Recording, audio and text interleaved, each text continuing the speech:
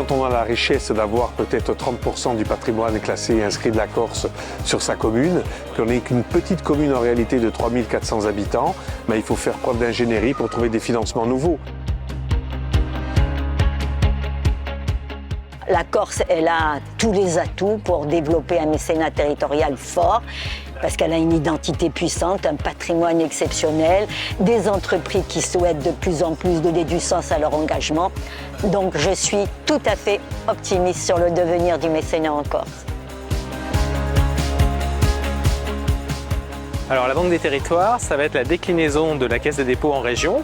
Elle va avoir différents rôles. Elle va d'abord faire du financement, le financement du logement social, le financement des collectivités locales. On va aussi assurer des investissements en fonds propres. C'est aussi le banquier des professions juridiques réglementées. C'est quelque chose d'historique, le banquier notamment des notaires. Et en ingénierie, y compris sur le patrimoine. En fait, lorsqu'on parle de projet de développement par une fondation universitaire, c'est la formation et la recherche et comment on peut accompagner un territoire en accompagnant sa jeunesse et ses talents qui seront effectivement les talents pour demain qui vont accompagner le développement du territoire. Il faut aussi avoir des actions qui soient liées au territoire dans lequel vous dispensez votre savoir et votre excellence technique, dans la mesure où le territoire est aussi le reflet des gens avec lesquels vous travaillez.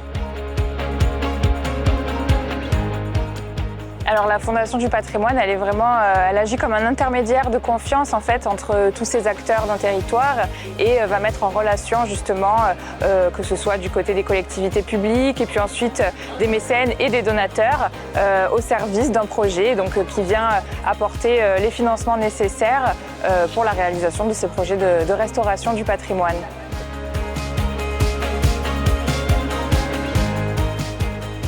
La Fondation EDF, dans le mandat 2024-2028, ce qu'on appelle le Éclairons les avenirs, c'est de permettre l'insertion de chacun par l'éducation, la formation et le retour à l'emploi pour réussir dans un monde plus durable.